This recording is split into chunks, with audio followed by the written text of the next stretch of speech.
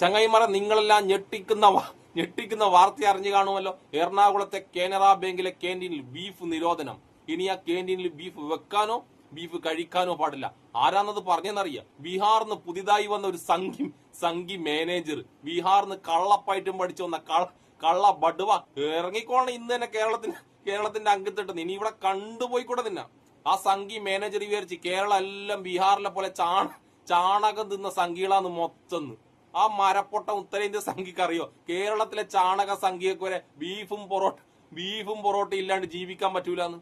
മലയാളികൾ എന്ത് വേണമെങ്കിൽ സഹിക്കും. നീ രണ്ട് തെറി വിളിച്ചോ, അത് വേണമെങ്കിൽ മലയാളി സഹിക്കും. പക്ഷെ പൊറോട്ടയും ബീഫും കഴിക്കാൻ പാടില്ല എന്ന് പറഞ്ഞിട്ടുണ്ടെങ്കിൽ അന്ന് നിന്റെ അന്ത്യമാണ് ചാണകമേ, നിന്റെ അന്ത്യമായിരിക്കും. കേരളത്തിലെ സംഘികൾ ബീഫ് കഴിക്കാൻ പറഞ്ഞത് കോമഡിയായിട്ട് കാണണ്ടാട്ടാ. നമ്മളെ കണ്ണൂരിലെ നല്ല ബീഫും പൊറോട്ടയും കിട്ടുന്ന തട്ടുകടയുണ്ടല്ലോ, ആ തട്ടുകടയിൽ ഇവർക്ക് ഇവ പുതിയൊരു കയ്യിൽ കിട്ടുണ്ടല്ലോ രാഖി, നല്ല തിളങ്ങുന്ന പാതി രാത്രി വരെ ഇവരെ കണ്ടെത്തി അതുപോലെ തിളങ്ങുന്ന രാഖി അവരെ കയ്യിലുള്ള. ആ രാഖി കൊണ്ട് ഇവരെങ്ങനെ കഴിക്കാൻ വരുമെന്നറിയാം. ഫുൾ കൈയാക്കും രാഖി, ഫുൾ കൈൻ്റെ ഉള്ളിലാക്കും, എന്നിട്ട് കഴിക്കും. പക്ഷെ ഈ കഴിക്കാൻ തുടങ്ങുമ്പോണ്ടല്ലോ ഇവരെ രാഖി അങ്ങ് തെളിഞ്ഞ് കാണും. പക്ഷെ ഈ ബീഫ് കഴിക്കുന്ന രസത്തിലുണ്ടല്ലോ പിന്നെ ഇവരെല്ലാം മറക്കും. അതിപ്പോ സംഘികൾ മാത്രമല്ല, കേരളത്തിലെ എല്ലാ ജനങ്ങളും ബീഫും പൊറോട്ടയും കഴിക്കുമ്പോ പിന്നെ ചുറ്റുള്ളതൊന്നും കാണൂല. എന്റെ ബീഹാറിലെ ചാണക സംഘി മാനേജറെ, ആ മലയാളിനോട് വന്നിട്ടാണ് നീ പറഞ്ഞത് ബീഫ് കഴിക്കാൻ പാടില്ലെന്ന്. നീ ഇപ്പോഴും ജീവനോടെ ഉള്ളതുണ്ടല്ലോ. ദൈവം നിന്നോട് കാണിച്ച എന്തോ ഒരു പുണ്യമായിട്ട് കരുതിക്കോട്ടെ നീ.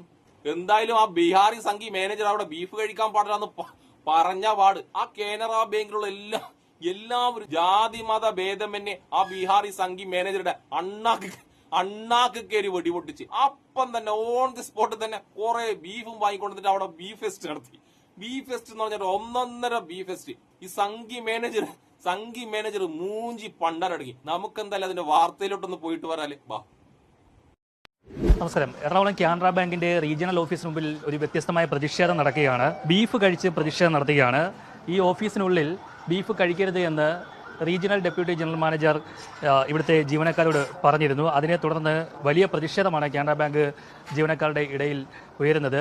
ബെഫിയുടെ നേതൃത്വത്തിൽ, അതായത് ബാങ്ക് എംപ്ലോയീസ് ഫെഡറേഷന്റെ നേതൃത്വത്തിലാണ് ഈ കാനറ ബാങ്ക് ജീവനക്കാരെല്ലാവരും കൂടി ഒത്തുചേർന്നിട്ട് ഇവിടെ ഒരു വലിയ പ്രതിഷേധം നടത്തുന്നത്. ബീഫും പൊറോട്ടയും വിളമ്പിക്കൊണ്ട് അവർ അത് കഴിച്ചുകൊണ്ടാണ് ഈ ഒരു പ്രതിഷേധം നടത്തുന്നത്.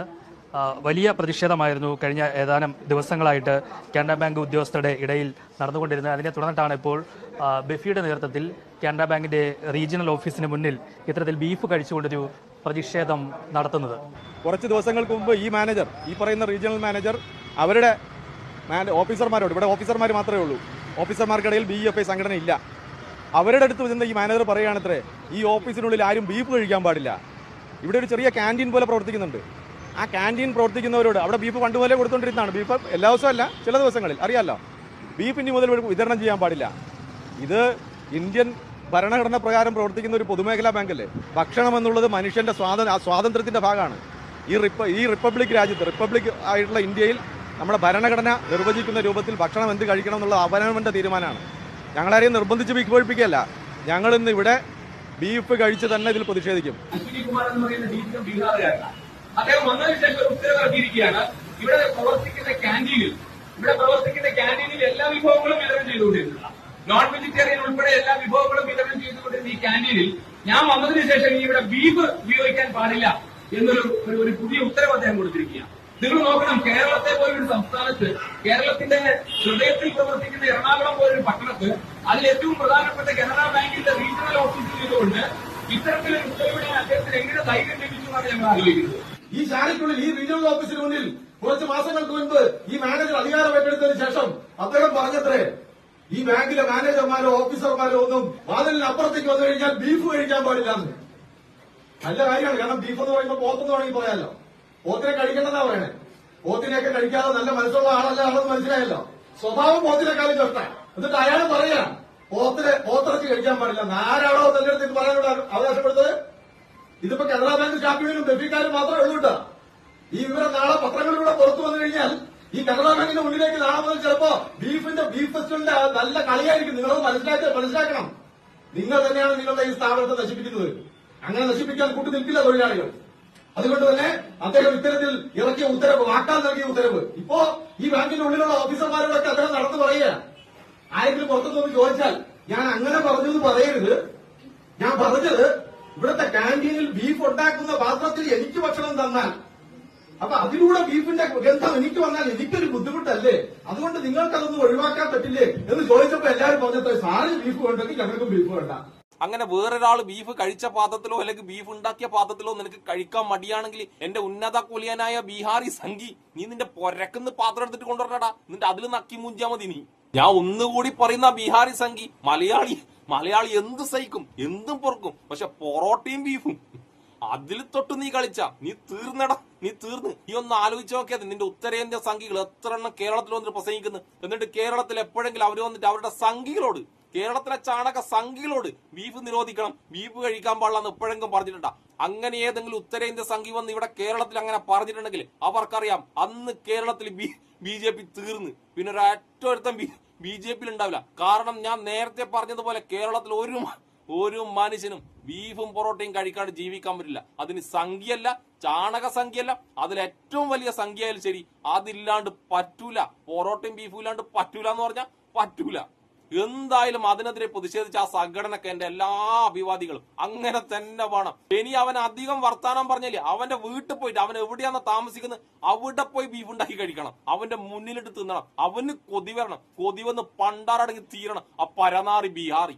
ഇവൻ ബീഫ് കഴിക്കൂല എന്ന് പറയുമ്പോൾ എനിക്ക് ആരെ ഓർമ്മ അറിയാം? കേരളത്തിലെ രണ്ട് സിനിമാ താരങ്ങളുണ്ട്. ഒന്ന് നമ്മളെ സുരേഷ് ഗോപി അണ്ണൻ, പിന്നെ നമ്മളെ കൃഷ്ണകുമാറിലെ, നമ്മളെ നടി അഹാന കൃഷ്ണകുമാറിന്റെ അച്ഛൻ. ഇവര് രണ്ടാളും കുറച്ചു കാലം മുന്നേ പറഞ്ഞു നമ്മൾ ബീഫ് കഴിക്കാറേ ഇല്ല, ബീഫ് എനിക്ക് ഇഷ്ടമേ അല്ലാന്ന്. പക്ഷെ സുരേഷ് ഗോപിന്റെ അണ്ണാക്കിൽ അന്ന് തന്നെ വെടിപൊട്ടിനി. സുരേഷ് ഗോപി കുറച്ചു കാലം മുന്നേ പറഞ്ഞ വീഡിയോ അങ്ങ് ലീക്കായി പോയി. ആ വീഡിയോയിൽ സുരേഷ് ഗോപി എന്താ പറയുന്ന അറിയാം? ബീഫും പൊറോട്ടയും ഇങ്ങനെ കഴിക്കുമ്പോൾ ആ സുഖമുണ്ടല്ല വേറൊന്നിനും കിട്ടില്ല എന്റെ സാറേ എന്ന് പറഞ്ഞ ഒരു വീഡിയോ ലീക്കായതുകൂടി സുരേഷ് ഗോപി മൂഞ്ചി പണ്ടാരടങ്ങി. പിന്നെ ഈ കൃഷ്ണകുമാർ എന്താ പറഞ്ഞറിയാം? ഞാനോ എന്റെ വീട്ടിലുള്ളവരോ ബീഫ് കഴിക്കാറില്ല, ബീഫ് കൈ കൊണ്ട് തൊടാറില്ല എന്ന്. പക്ഷെ ഈ കൃഷ്ണകുമാറിന്റെ മകൾ ആന കൃഷ്ണകുമാർ എന്താ പറഞ്ഞറിയാം? എനിക്ക് ഏറ്റവും ഇഷ്ടമുള്ളത് ബീഫും പൊറോട്ടയെന്നാണ്. അതോടെ കൃഷ്ണകുമാറും മുഞ്ചി.